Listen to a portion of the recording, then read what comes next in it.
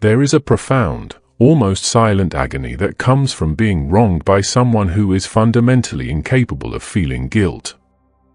In a culture that obsessively glorifies the comeback, the clapback, and the perfectly executed revenge, choosing to walk away in silence is often misinterpreted as weakness. You see it everywhere in modern society, from the cutthroat environments of corporate boardrooms to the deeply fragmented landscapes of modern dating. We are conditioned to believe that justice requires visible retaliation. We are taught that if someone strikes you, you must strike back harder to reclaim your power, your dignity, and your boundaries. But for a specific type of psychological architecture, the empath, this equation breaks down completely. When an empath collides with a narcissist, it is not just a clash of personalities, it is a collision of two entirely different realities. And when the dust settles, and the profound betrayal is fully realized, the empath's refusal to seek revenge is not born out of cowardice. It is born out of a deeply complex psychological and philosophical mechanism that, oddly enough, aligns perfectly with the ancient wisdom of a Roman emperor who ruled over 2,000 years ago. To understand why empaths refuse revenge, we must first dissect the exact nature of the damage inflicted by the narcissist. In contemporary American psychology, narcissistic personality traits are characterized by a grandiosity of self, a desperate need for external validation, and a chilling lack of emotional empathy. A narcissist operates from a deficit. They do not generate their own self-worth, they extract it from their environment. They are psychological predators in an ecosystem that, unfortunately, often rewards their behavior. In high-stakes corporate environments, their manipulation is frequently mistaken for leadership. In interpersonal relationships, their love bombing is mistaken for genuine connection. But the core operating system of a narcissist is entirely solipsistic. Other people are not autonomous human beings with their own feelings, they are simply appliances. They are mirrors designed to reflect the narcissist's false, grandiose image back to them. The empath, on the other hand, is wired with an overactive mirror neuron system. They are highly attuned to the emotional frequencies of those around them. They seek harmony, deep connection, and mutual understanding. They do not just understand another person's pain intellectually, they feel it viscerally within their own nervous system. This makes the empath the perfect, tragic counterpart to the narcissist. The empath possesses an abundance of what the narcissist lacks entirely, genuine emotional supply. The relationship begins as a highly orchestrated illusion. The narcissist mirrors the empath's depth, creating a false sense of profound intimacy. But once the empath is secured, the mask inevitably slips. The extraction process begins. Devaluation, gaslighting, shifting blame, and a complete distortion of reality become the daily psychological diet. The empath is slowly drained, their perception of reality shattered, and their emotional reserves depleted until there is nothing left. Then comes the discard, or the final, explosive conflict. The empath is left standing in the ruins of the relationship, holding a staggering amount of emotional damage, while the narcissist simply walks away, often projecting all the blame onto the empath and instantly replacing them with a new source of supply. It is in this exact moment, in the dark, quiet aftermath of the destruction, that the desire for revenge is born. The human brain is evolutionarily wired to demand fairness. When we perceive a severe injustice, the amygdala lights up, triggering a cascade of stress hormones. We want the scales to be balanced. We want the person who caused our suffering to understand the magnitude of what they have done. We want them to feel the exact same agonizing pain they inflicted upon us. We want them to look in the mirror and finally see the monster they truly are. This is the revenge fantasy. It is intoxicating. It provides a temporary surge of dopamine in a brain that has been starved of stability. You imagine exposing them to the world, destroying their reputation, ruining their new relationships, or simply delivering that one perfect, cutting sentence that will finally shatter their impenetrable ego. You want to drag them out of their delusion and force them to face reality. But here is where the psychological divergence happens. While the average person might act on these impulses, or at least harbor them for years, the true empath eventually hits a massive, impenetrable wall. And that wall is their own fundamental nature. Revenge requires a specific set of tools. It requires calculation, malice, a willingness to cause deliberate harm, and most importantly, the ability to temporarily shut down one's own empathy. To destroy a narcissist, you have to speak their language. You have to play their game. You have to enter the mud. You have to become manipulative, deceitful, and emotionally ruthless. You have to temporarily adopt the very traits that traumatized you in the first place. For an empath, doing this is not just uncomfortable, it is psychologically corrosive. The moment an empath begins to formulate a malicious plot, they begin to feel the pain they intend to inflict.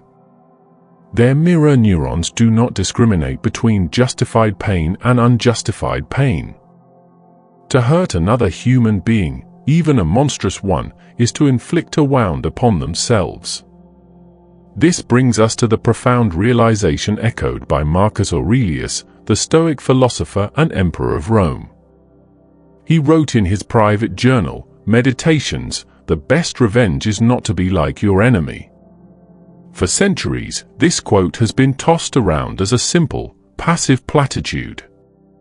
A nice thing to say when you feel helpless. But when viewed through the lens of psychology and the dynamics of narcissistic abuse, this statement is not passive at all. It is a highly aggressive, tactical defense mechanism. Marcus Aurelius was not a weak man. He was the most powerful man in the world. He commanded armies, faced brutal betrayals, dealt with political vipers, and was surrounded by sycophants and narcissists within the Roman elite.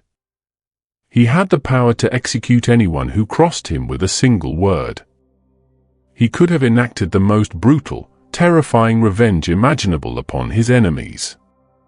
Yet, he actively chose not to. Why? Because he understood the fundamental mechanics of the human soul. He understood that if you allow someone else's toxic behavior to alter your core character, they have won. The ultimate victory of a narcissist is not just breaking your heart or stealing your resources, it is transforming you into a reflection of their own darkness. If a narcissist can make an empath become bitter, vindictive, cruel, and manipulative, then the narcissist has successfully replicated their own pathology within the empath. They have infected the empath's code. By engaging in revenge, the empath steps into the narcissist's distorted reality, a reality built on conflict, dominance, and zero-sum games. The narcissist thrives in this environment. They have spent their entire lives fighting in the dark. They are immune to guilt and shame. If you try to fight a narcissist with revenge, you are fighting a shark in the ocean. You are fighting them in the exact environment where they are the apex predator. Furthermore, the empath subconsciously realizes that revenge is inherently tied to attachment. To seek revenge is to demand that the narcissist acknowledges you. It is a desperate attempt to force an emotional connection, even if it is a negative one. You are still demanding that they see you, that they validate your pain, and that they understand your perspective. But the chilling truth about pathological narcissism is that they cannot see you. They never did. Their brain lacks the hardware required for genuine remorse. If you execute a revenge plot against a narcissist, they will not experience a breakthrough of conscience. They will not suddenly drop to their knees in tears, begging for forgiveness. Instead, they will use your retaliation as absolute proof that you are the unstable, crazy, and toxic person they have been telling everyone you are. Your revenge simply becomes their new narcissistic supply. It validates their victimhood. It gives them the drama and the attention they desperately crave to feel alive. The empath's refusal to seek revenge is a profound act of cognitive dissonance resolution. They realize that the only way to win a rigged game is to stop playing. It is the ultimate boundary. By walking away without retaliation, the empath takes back the one thing the narcissist desperately tried to control, the empath's reaction. Silence is the most deafening sound to a narcissist. Non-reaction is the most terrifying response to someone who relies on emotional manipulation to verify their own existence. When the empath chooses to simply exist, to heal, and to refuse to become a monster to defeat a monster, they are executing the purest form of Stoicism. They are preserving their own internal citadel. They are recognizing that the narcissist's punishment is already built into their existence. The narcissist is condemned to live a life completely devoid of genuine connection, forever chasing hollow validation, completely alienated from the warmth of human intimacy. The empath, despite the profound trauma, retains their capacity to love, to connect, and to experience the depth of the human condition. Yet, choosing this path of silent non-retaliation in the modern world is an act of profound, almost dangerous rebellion. We currently exist in a cultural paradigm that actively moneizes outrage and demands public vindication. Look at the architecture of our social media platforms, the ruthless structure of modern corporate warfare, or the deeply ingrained American ethos of the underdog fighting back to utterly destroy their oppressor. Cancel culture, public shaming, and the viral clapback are now elevated to a highly sought-after form of social currency. We are constantly fed the narrative that if you do not publicly destroy the person who wronged you, you have somehow failed to advocate for your own existence. Society insists that closure can only be found in the total annihilation of the perpetrator's reputation. So, when an empath steps out of this hypercombative arena and chooses to disappear into silence, society often misdiagnoses this choice as a trauma response. They call it a freeze state. They label it as weakness, cowardice, or an inability to set boundaries. But true Stoic silence, the kind practiced by an evolved empath, is not the absence of action, it is a highly concentrated, deliberate, and excruciatingly difficult exertion of internal control. To understand the sheer power of this silence, we must look deeper into the philosophy of Marcus Aurelius and the Stoic concept of the inner citadel. The Stoics believed that human suffering does not come directly from external events, but rather from our judgments, interpretations, and reactions to those events.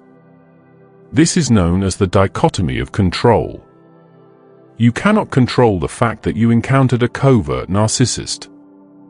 You cannot control the fact that they wore a flawless mask, infiltrated your life, drained your resources, and attempted to destroy your sanity. You cannot control their smear campaign or the pathological lies they are currently telling other people to paint themselves as the victim. But you maintain absolute, tyrannical sovereignty over your own mind and your own response. The empath's refusal to seek revenge is the ultimate realization of this dichotomy. By refusing to strike back, the empath is actively starving the narcissist of the one resource they need to survive: relevance. In clinical psychology, we understand that a narcissist operates through the continuous harvesting of narcissistic supply. This supply does not have to be positive. In fact, negative supply, anger, frustration, begging, crying, and especially revenge, is often far more potent and intoxicating to them than praise. Negative supply proves to the narcissist that they have godlike power over your emotional state. It proves that they occupy a massive amount of real estate in your psyche. When you launch a revenge campaign, you are essentially dedicating your time, your intellect, and your precious emotional bandwidth to them. You are signaling to the narcissist that they are still the absolute center of your universe. They will take your retaliatory strikes, twist them out of context, and present them to the world as irrefutable evidence of your instability. You become the villain in their heavily curated narrative, which allows them to extract sympathy and new supply from onlookers. It is a perfectly designed, inescapable trap. Therefore, walking away and living well is not just a passive cliché, it is a calculated, tactical withdrawal from a rigged battlefield. When the empath goes completely no contact, when they refuse to explain, refuse to defend themselves against the smear campaign, and refuse to orchestrate a counterattack, they trigger a catastrophic system failure within the narcissist's ego. The narcissist has mapped out the entire chessboard. They know exactly how to counter your anger. They know how to weaponize your grief. But they have no psychological defense mechanism against total, indifferent silence. Indifference is the psychological equivalent of depriving a fire of oxygen. Without your reaction to mirror their power back to them, the narcissist is forced to face the agonizing, hollow vacuum of their own existence. This is a psychological agony far more severe than any revenge plot you could ever engineer. But the empath does not choose silence primarily to punish the narcissist. They choose it to protect the highly sensitive architecture of their own nervous system. Surviving narcissistic abuse leaves the brain in a state of profound physiological distress. The amygdala, the brain's fear and threat center, is hyperactive, constantly scanning for danger.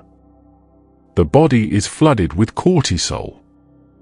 The empath is dealing with complex post-traumatic stress, cognitive dissonance, and the terrifying realization that the person they loved or trusted was merely a phantom, a holographic projection tailored to their deepest vulnerabilities.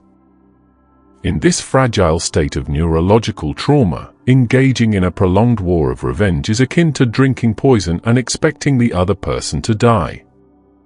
The mental bandwidth required to stalk their social media, to plot their downfall, or to obsessively ruminate on the injustice of it all keeps the empath firmly locked within the trauma bond. The brain cannot heal while it is actively participating in the very dynamic that traumatized it. The path to true healing requires a psychological concept known as radical acceptance. Radical acceptance is not forgiveness, nor is it condoning the horrific behavior of the abuser. It is the brutal, unvarnished acceptance of reality exactly as it is, without the demand that it should be different. The empath must look at the narcissist and radically accept that this person is fundamentally broken. They are a psychological void. They will never offer a genuine apology. They will never have an epiphany of remorse. They will never understand the depth of the damage they caused, because their brain lacks the structural capacity for self-reflection. Demanding justice from a narcissist is like demanding blood from a stone. The frustration will only destroy the person doing the squeezing. By radically accepting the immutable nature of the narcissist, the empath cuts the invisible cord of hope. And it is this specific hope, the hope for closure, the hope for justice, the hope for an apology, that keeps victims anchored to their abusers for decades. Marcus Aurelius wrote, "Reject your sense of injury and the injury itself disappears." He did not mean that the physical or emotional pain wasn't real. He meant that the secondary suffering, the suffering that comes from our obsession with the injustice, is entirely self-inflicted. The true tragedy of revenge is that it binds the victim to the perpetrator for eternity. It creates a dark, symbiotic loop of trauma. The empath, intuitively understanding the sacredness of their own energy, refuses to enter this loop. They realize that their empathy, their capacity for deep love, their creativity, and their moral compass are not weaknesses to be discarded, but rare, beautiful assets to be protected. They refuse to let a psychological predator alter their fundamental nature. This process of letting go is agonizing. It requires mourning the illusion of who you thought they were, mourning the loss of the relationship, and mourning the fact that you will likely never see justice served in a way that feels satisfying to the human ego. You have to watch them walk away, seemingly unscathed, into a world that often validates their superficial charm. You have to sit quietly in a room with your own shattered heart and slowly, painstakingly rebuild your identity from the ground up. This is not the glamorous, cinematic narrative of the heroic comeback. It is invisible, grueling, solitary work.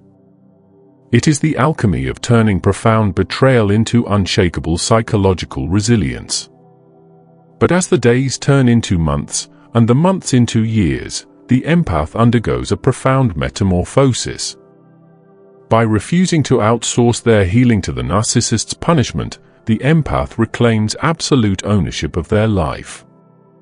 They no longer look outward for justice, they generate their own peace internally. The nervous system begins to regulate.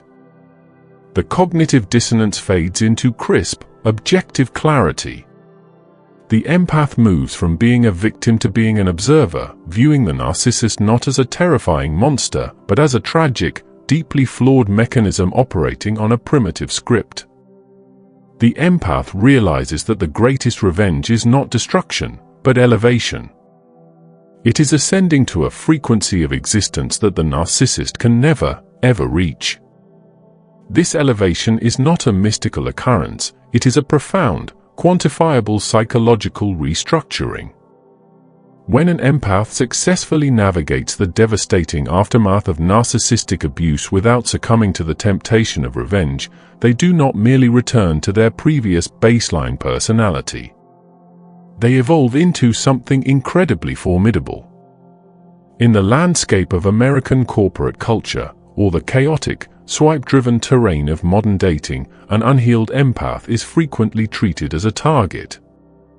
Their porous boundaries, their innate desire to see the good in everyone, and their relentless drive to fix broken people make them an endless resource for emotional vampires operating in a hyper-individualistic society. But a healed empath, one who has deeply integrated the cold, hard truths of Stoic philosophy into their nervous system, becomes an impenetrable fortress. They develop a highly sophisticated, almost supernatural emotional radar. Because they have intimately studied the mechanics of manipulation from the inside out, they can now spot the micro-expressions of a narcissist from a mile away. The intense charm that once lured them in now instantly registers as a biological threat. The rapid love bombing that once felt like a cosmic soulmate connection is immediately identified as a tactical deployment. They no longer hand out the benefit of the doubt at the expense of their own psychological safety. This dramatic shift in behavior is deeply rooted in neuroplasticity. By deliberately choosing silent non-reaction over chaotic revenge, the empath has literally rewired their neural pathways. They have trained their prefrontal cortex, the logical, executive functioning center of the brain, to successfully override the impulsive, trauma-based reactions of the amygdala. They practice a highly advanced behavioral technique often referred to clinically as the gray rock method, but they elevate it from a temporary coping mechanism to a permanent state of psychological sovereignty when dealing with toxic entities. To be a gray rock means to become entirely uninteresting, unreactive, and emotionally flat in the presence of a predator. When the narcissist attempts to provoke, when they send that calculated text message months later, or when they attempt a smear campaign in the workplace, the empath offers nothing but mild, monosyllabic boredom. But the true mastery of the empath lies in applying this concept not just to the physical presence of the abuser, but to the lingering memory of the abuser. The empath learns to observe their own intrusive thoughts, their own fleeting revenge fantasies, without emotionally engaging with them. They let the thoughts pass like storm clouds over a mountain, recognizing that the memory of the narcissist has absolutely no power unless the empath actively chooses to supply it with their own emotional electricity. As this internal sovereignty solidifies, the empath begins to experience a profound realization about the true nature of power in our modern society. We are culturally conditioned, particularly in the West, to view power as dominion over others. The corporate raider who ruthlessly crushes competitors, the socialite who destroys reputations with a single whisper, the individual who manipulates the masses for personal gain, these are the archetypes of power we are taught to fear and, on some dark level, respect. The narcissist mimics this archetype flawlessly. They genuinely believe that by subjugating the empath, by breaking their spirit and controlling their emotional state, they have achieved ultimate supremacy. But as the empath's vision clears, they realize that this is the grand illusion of the hollow man. The narcissist's power is a fragile, terrifying existence that requires constant, exhausting, round-the-clock maintenance. The very moment the external validation is removed, the moment the audience stops clapping or the victim stops crying, the narcissist's entire reality collapses into a suffocating singularity of shame and self-loathing. Their power is entirely, pathetically dependent on the willingness of others to participate in their delusion. Authentic power, exactly as Marcus Aurelius understood it, is entirely independent of external forces. It is the quiet, terrifyingly beautiful realization that you are the sole author of your own emotional state. When the empath reaches this stage of enlightenment, they look back at the narcissist not with simmering hatred, and certainly not with a desire for vengeance, but with a cold, clinical pity. They see the devastating tragedy of a human being who is forever locked out of the deepest, most meaningful experiences of the human condition. The narcissist will never know the profound warmth of genuine vulnerability. They will never experience the quiet peace of sitting in an empty room, completely content with the integrity of their own character. They are condemned to wander the earth as emotional ghosts, constantly seeking living hosts to animate their deadened souls. The empath realizes that the universe, or the immutable laws of human psychology, have already delivered the ultimate, inescapable punishment to the narcissist. To exact revenge would be entirely redundant. It would be stepping down from the mountain to kick a corpse. This realization naturally introduces the ultimate Stoic concept of amor fati, the love of one's fate. The healed empath does not just accept that the abuse happened, they eventually learn to leverage it. They look at the darkest, most agonizing chapter of their lives and realize it was the exact crucible required to burn away their naivety. The narcissist, in their malicious attempt to destroy the empath, inadvertently handed the empath the exact tools needed to become unbreakable. The empath who walks away without retaliating is not a victim who surrendered to the darkness. They are a victor who saw the invisible maze for exactly what it was and simply chose to walk out of the exit. They take their immense, beautiful capacity for love, their deep intuition, and their profound emotional intelligence, and they systematically redirect it away from the black hole of the narcissist. They pour that massive energy back into themselves, into their passions, into their purpose, and into the people who are genuinely capable of authentic reciprocity. They become beacons of authentic light in a world that is increasingly obsessed with artificial glare. They become living, breathing proof that the greatest, most defiant act of rebellion in a toxic world is to fiercely protect your own peace. This is the ultimate triumph of the human spirit. To be broken by the absolute worst of humanity, yet actively, consciously choose to retain your humanity. To look directly into the chilling abyss of another person's complete lack of empathy, and decide, with absolute certainty, that you will not let it extinguish your own. You become the living embodiment of Marcus Aurelius's profound wisdom.